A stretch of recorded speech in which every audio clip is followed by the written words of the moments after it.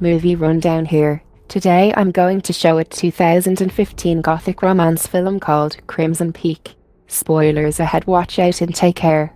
In Buffalo, New York, 1887, Carter Cushing's wife has succumbed to black cholera, leaving him alone to raise their only daughter, Edith. Young Edith always believed that ghosts were real, but she has never seen one until a few nights after her mother's death. It was a stormy night and Edith had woken up in her bed. She sat up and looked at the hallway where a lone dark figure emerged. It was her mother's ghost, her black garbs hanging onto her rotting corpse. Edith huddled closer to her bed as the ghost grabbed her shoulders and in a hoarse voice warned her about Crimson Peak. Edith screamed and got out of bed only to find the ghost gone. It would be years until she heard that voice again. 14 years later, in the year 1901, Edith is now an aspiring writer, hoping to get published. On the way to see her editor, she stumbles upon her childhood friend Alan McMichael and his family. Ms. McMichael boasts about a young baronet that her daughter, Eunice, had managed to capture from England. The next day, Edith meets the baronet, Sir Thomas Sharpe, who has come to meet Edith's father for business. Later that night, as Edith is reading in her bedroom, a haunting force wriggles her doorknob and forces her door open. Edith stands terrified to her wits. As she stares down the hallway to look at the ghost that has emerged, she hurriedly slams the door shut, but the ghost pushes through the wood, grabbing her by the shoulders and again, in a hoarse voice, warns her about Crimson Peak. One of her maids arrives and helps her up, telling her that Sir Thomas Sharpe is waiting downstairs. Thomas invites her to a party, and reluctant Edith agrees. Thomas introduces Edith to his sister, Lady Lucille Sharpe, and then spends the whole night waltzing with her. Cushing grows suspicious of the Sharpe siblings and hires a private detective, Holly, to dig some dirt on the two. Edith soon grows fond of the Sharpes, particularly Thomas. In Cushing's office, Holly comes back and hands over a document telling him that it's bad news. Later that night, as the Cushings hold a dinner for their social circle, Cushing invites the Sharpe siblings to his private study. He then bribes them to leave and for Thomas to break Edith's heart. That same night, Thomas announces their departure and breaks up with Edith. The next morning, Cushing is found dead in his bathroom, his head smashed against the bathroom sink. Unbeknownst to her father's fate, Edith receives a letter from Thomas, telling her about her father's bribery. Edith then sees Thomas, who has come back for her, and the two share a deep kiss. Several moments later, Edith learns of her father's death. The burial takes place, and soon after, Edith is married to Thomas, making her the new Lady Edith Sharpe. Not long after her father's death, Edith moves to Allerdale Hall in England with Thomas.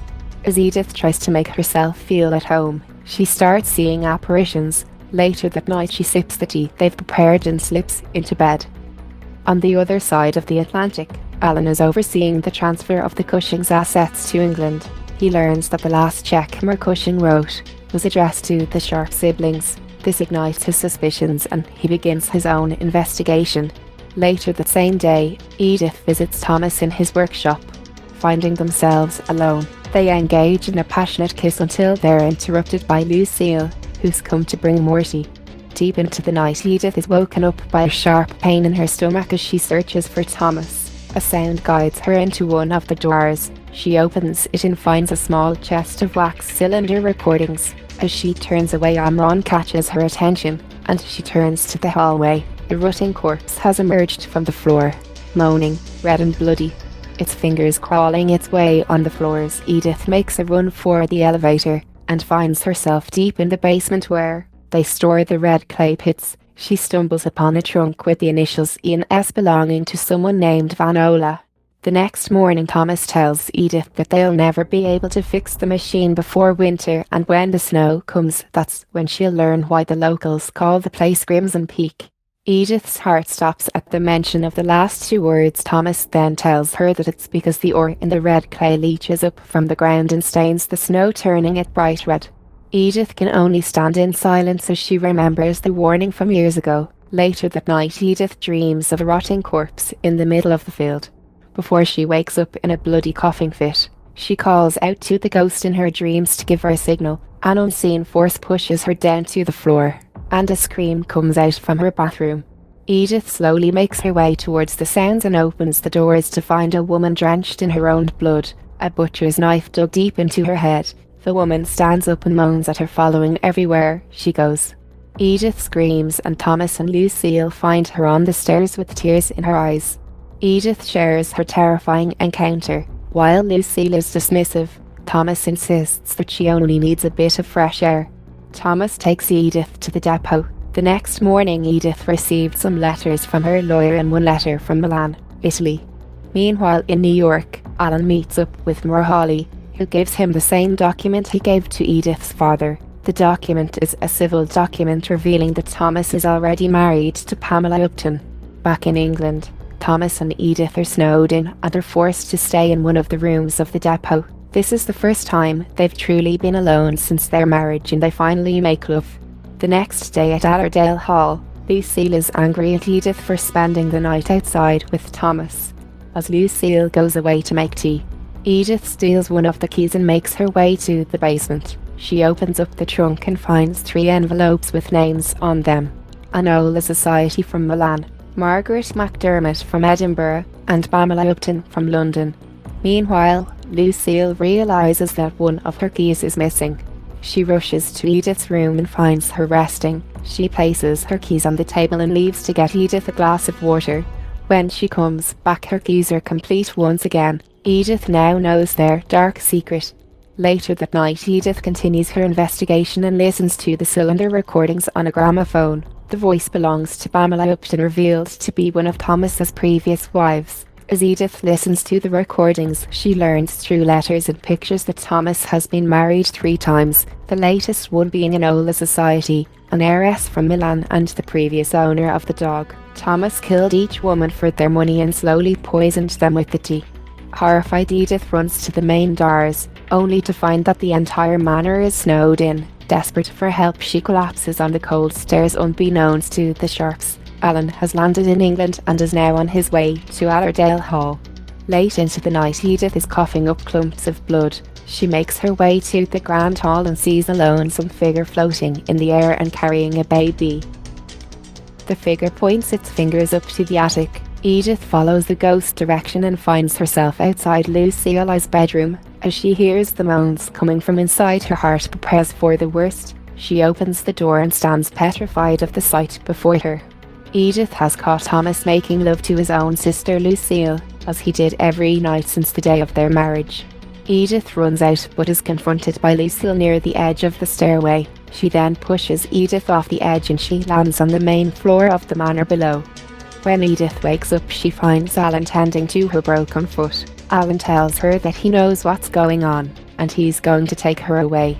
As they make a run for it, they are stopped by the Sharpes. Lucille then stabs Alan.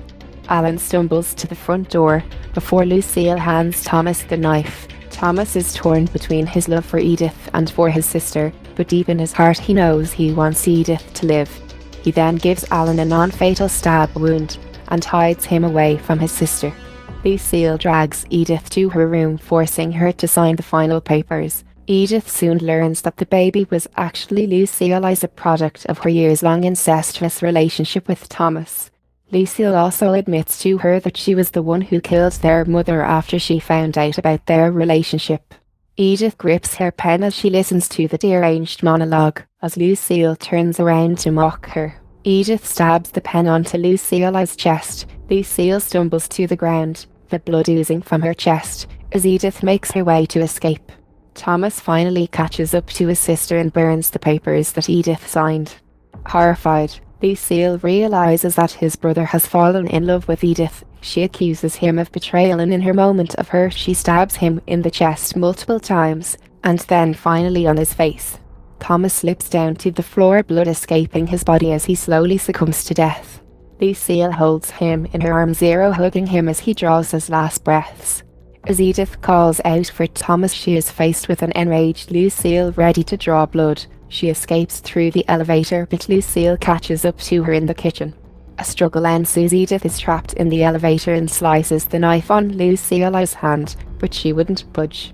She then slams the elevator gate to the side, forcing her to drop her knife. Lucille manages to cut Edith's face as the elevator sinks down to the mines. In the basement, Edith finds Alan bleeding, but alive. She hides him away and faces Lucille's wrath alone. Lucille taunts her with the same butcher's knife that she used on their mother. Edith runs towards the digging machine and climbs it. She finds herself on the snowy estate grounds, now a deep crimson red from the oars. Lucille soon catches up to her, and with a bleeding hand takes the knife away from Edith. Edith stumbles to the ground but manages to catch herself and pull a shovel from the snow. She cries out for help, but Lucille tells her that there's no one to help her now. Edith tells her to turn around and look at him. Lucille slowly turns around to see the bleeding ghost of her brother, Thomas. As she looks back, Edith slams her with the shovel, and she falls to the ground. Lucille reaches for the butcher's knife and makes her way to Edith, but before she could finish her sentence, Edith lands one last final blow to her head. Edith tosses the shovel away and walks towards the ghost of her supposed husband. Thomas can only look at her with love and deep regret, before he disappears together with the snowy air. Edith saves Alan from the basement and together they walk away from the estate and towards the workers, who are now appearing at the horizon. Back at the manor alone, some figure sits by the piano. Lucille has now become the Black Lady of Ulladull Hall, forever confined within its rotting and sinking walls. Subscribe to watch more videos like this, turn on notifications and leave a like. It really helps the channel out. Thank you for watching.